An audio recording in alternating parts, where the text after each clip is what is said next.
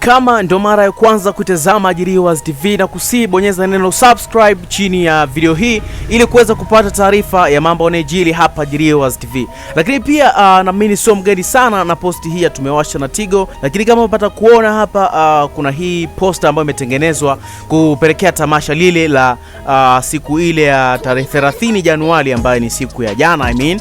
Wasafi walikuwa wanafanya tamasha pale jijini Dar es Salaam. So kufikia siku ya leo asubuhi, kupitia ukurasa wa Instagram wa msanii mkongwe katika tasnia ya Bongo Flava, na mzungumzia Q-Chief, ama katika upande wa Instagram anatumia official Q-Chief, ameweza kuandika ujumbe mzito na mrefu mno kwa viongozi wa Wasafi, ama kwa Wasafi kwa ujumla.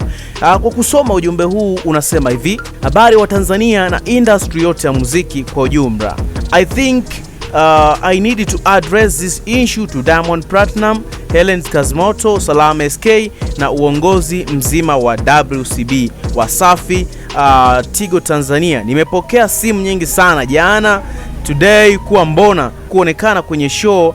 As you all know, music ndio unanilisha na kuendesha maisha yangu na familia yangu, na pia niko na watu nyuma yangu.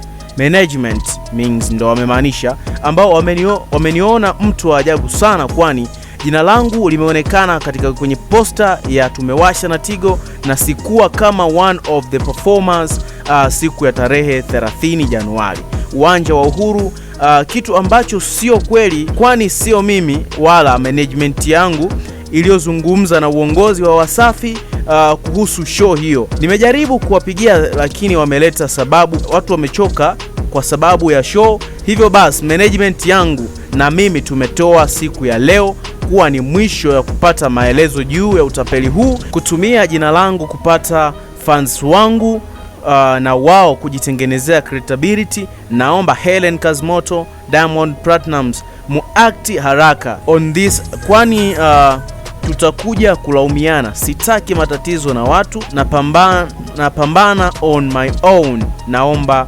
mueleze wa Tanzania aidha video au maandishi, halafu hatua zingine zitafuata. Mnyongeni haki yake mpeni. Kwa ufupi, huu ndio ujumbe ambao wameandika Q-Chief kupitia page yake ya Instagram ili uweze kufikia Diamond Platinums pia na uongozi wa WCB Wasafi yani. Okay, so kisheria ni kwamba ni tatizo ama ni kosa kisheria, lakini pia anaweza akafanya maamuzi yoyote kisheria kuweza kutafuta haki yake, kwa sababu kwa nini awe nominated alafu hajafanya chochote? So nisiwe mwongeaji sana, lakini issue hii kidogo imekuwa viral sana. Na sasa hivi watu ambacho wanakitizamia zaidi ni Diamond Platinums ama Salama SK kama alivyotajwa kama manager, pia na Helen Kazimoto ambaye ni muandaaji wa haya matamasha ya WCB ama ya Wasafi, ndio msimamizi wa matamasha. Hivi watalichukuliaje na litajibiwa vipi? Hii ni JIRIWAS TV, na tusaiba sana JIRIWAS the king of trend, Facebook na Instagram kwa jina la JIRIWAS TV.